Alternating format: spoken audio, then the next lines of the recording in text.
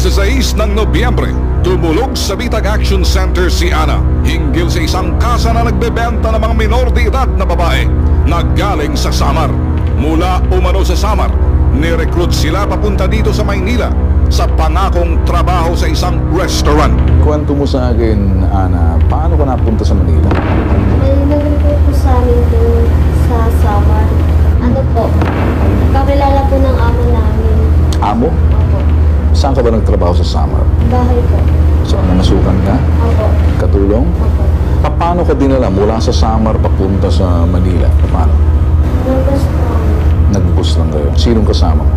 Yung nagdala po sa amin yung nag-recruit. Hindi mo kilala. Hindi po. Lalaki po. Okay. Nung dumating ka sa Manila, dito sa Pasay, anong nangyari? Kwento mo sa akin. Doon dumating po kami dyan sa bahay. Ganun daw po gagawin. Makikipag-sex daw po sa lalaki. Nung dumating po ako, pinaka-virgin po ako nila. Anong ibig sabihin? Pinagamit ka sa iba? Yung mga ano po, yung customer po. Pilipino. Nagbayad? Opo, 25,000. Sus Mariosep naman to. Nakita niyo ang amo niyo? Yung amo po namin. Sinong amo niyo? Rolando Oy. Sino si Rolando Oy? Konsehal po sa Sulangan. Konsehal sa? Sulangan po. Ano yung sulangan? Ano po yung barangay po yun? Sa Samar? Opo, Sulangan. Ikaw ba'y tumakas? Hindi po, nagpaalam po ako. Hindi naman po ako nila pinapayagan kasi nagpumilit lang po ako. Paano paalam mo? Sabi ko po ayoko na po kasi hindi ko na po kaya. Sabi nila sa January na lang daw po ako umuwi. Sabi ko hindi ko na talaga kaya. Mga customer ninyo, mga anong klase? Mga estudyante, mga bata, matanda? Ano? Matanda na po. Mga in-check po yung iba po Malaysiano. Malaysiano? Opo. Matuturo mo ba sa amin kung saan lugar? May mga minor de edad ba? Kasing bata mo? Opo, yung isa ko 14 years old. Yung isa? 16 years old. Yung pinsa ko 17 years old. Ano gusto mo mangyari? Ano? Gusto ko pong patigil na po yun. Kasi pag hindi pa po yung patigil, magre-recruit na naman po sila ng mga bata. Kasi yung po yung mas pabili sa amin.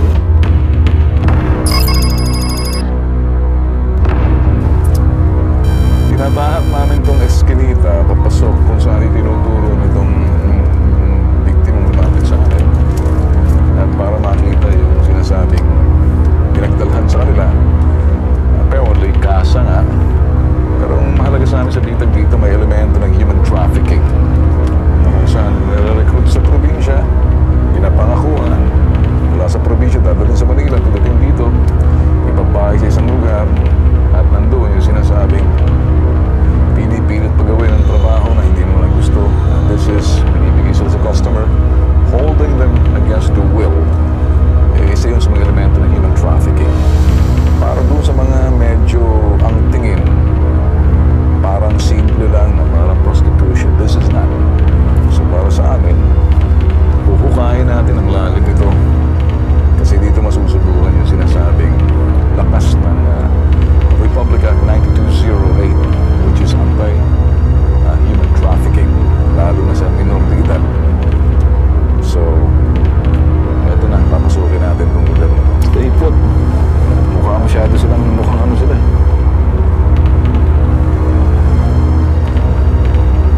Sige, pasundin mo lang, distansya malayo. Saan malapit? Layo-layo ba ko ng konti?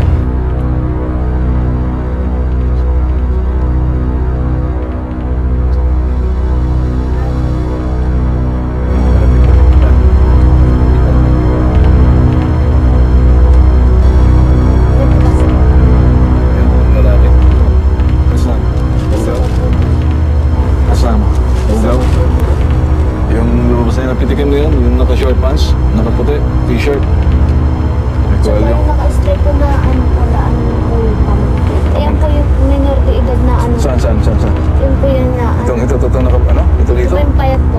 Ito saan dyan? Saan dyan? Ito po. Ito? Opo, ito po. Kasama yun dun sa... Yung payat po.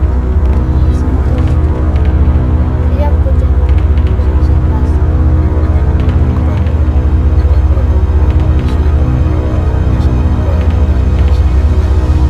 Sa taas po kami. Sa taas lang sa inyo.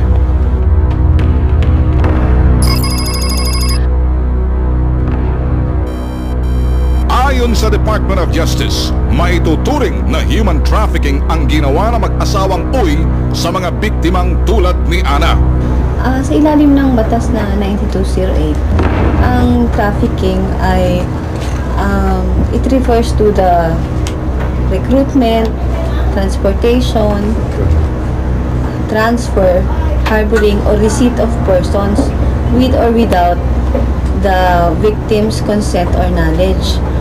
Maaring mangyari ito sa Pilipinas o across national borders, ibig sabihin sa ibang bansa dadalhin yung tao.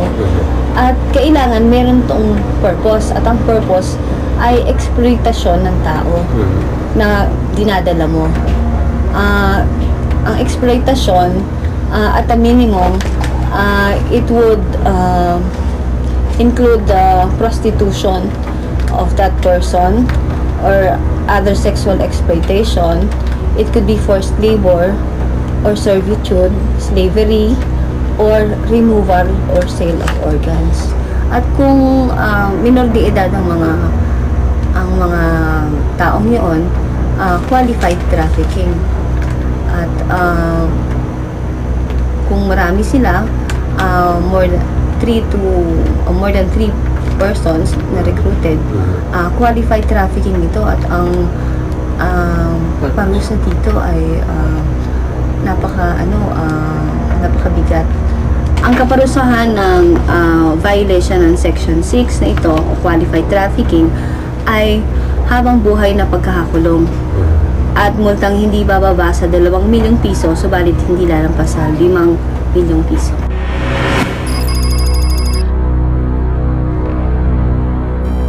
Agad nakipag-ugnayan ang bitag kay Colonel Mitchell Fillard ng Criminal Investigation and Detection Group ng Southern Police District.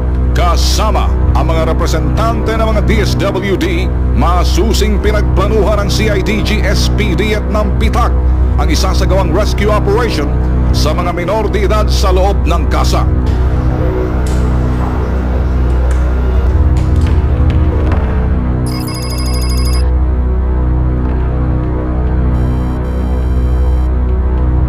Pasado alas 8 ng gabi, nagtungo ng unang grupo sa kasa na siyang o-order ng minor de edad, at ang isang grupo ng CIDG, SPD at ng BITAC ay pumwesto na malapit sa target area habang naghihintay ng timbre mula sa unang grupo.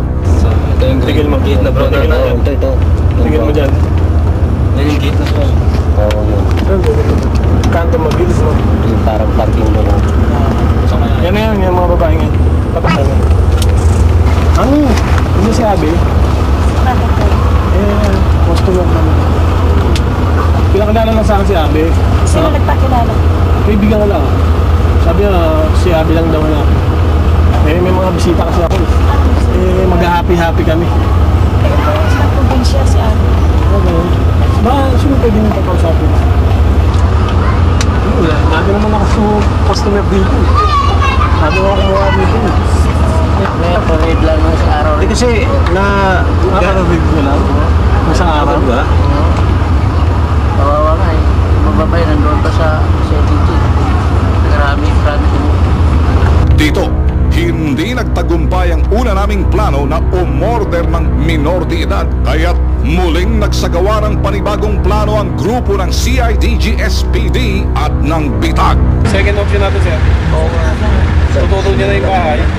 Cash up na lang. Nangyari na lang. Oo sir, may babae pa naman na tatlo ron eh. Tapos jambulin ko yung bugaw doon.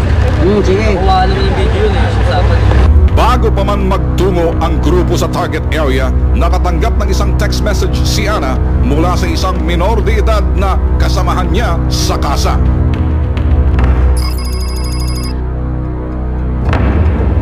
May security ba? Linda, brown. Ayan, brown. Oh. Ayun yung Yan, yan. Yan ang babae, bugaw. Ito, sarado. Ay, ito. Yung sarado na yan? Sarado na. Okay. Bahay. Tinuloy namin! Strike na sa Tinuloy namin! Nandun sa may tindahan yun. Ito yung babae, oh. Ito. Bahay din. Ning! Isa, bumaba na. Ay,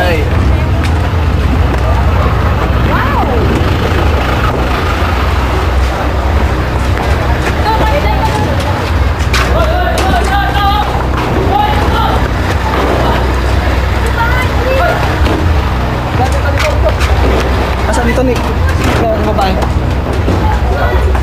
Sige, may bol.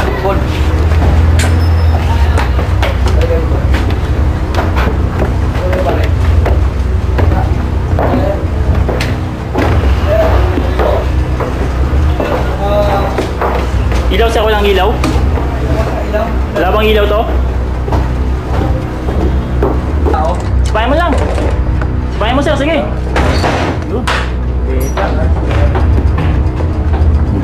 Yan sir, huli mo. Yan.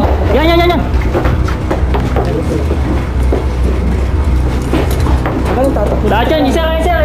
Yan. Dito ka lang.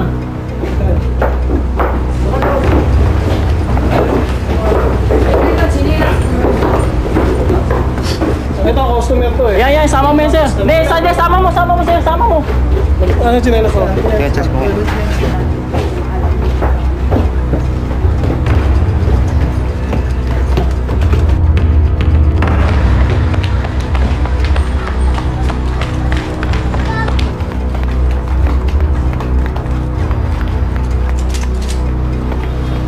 Sige sir, pasok. Si Delia ba? Si Delia? Dito ka raw, ikaw eh. Ikaw ba may-ari ng kasa? Si Delia ba? Si Delia? Dito ka raw, ikaw eh. Hindi ako nag-ano. Saan na yung bata? Sandali nga huwag mong magpapalag. Ano, hindi ako si Delia. Ano ba kayo? Tinuro ka eh. Sino? Hindi ako. Kawal sa bata. Hindi ako nagbayad. Ako si Delia. Saan bahay ni Delia? Diyan ho, diyan sa taas. Saan? Hindi ako. Lumilit na pala nila. Sa isinagawang operasyon, wala kaming nakuhang mga minor de edad mula sa kasa. Mabilis na nakatakas sa mga babae. Agad dinala sa CIDG SPD headquarters ang mga na-rescueng 3 babae at ang mga nahuling bugaw kasama ang isa sa mga pamangkin ni Rolando Uy. Matapos makuhanan ng statement ang 3 babae, dinala ang mga ito sa tanggapan ng DSWD upang doon pansamantalang manatili habang sinampahan ng kasong human trafficking ang bugaw na nahuli at ang mag-asawang Rolando at Delia Uy. Patuloy pa rin ang kampanya ng bitag laban sa mga mapagsamantala sa kahirapan ng mga kababayan nating probinsyano tulad ng mag-asawang Uy. Hindi kami titigil hanggat hindi kayo nahuhulog sa aming patibong. Abangan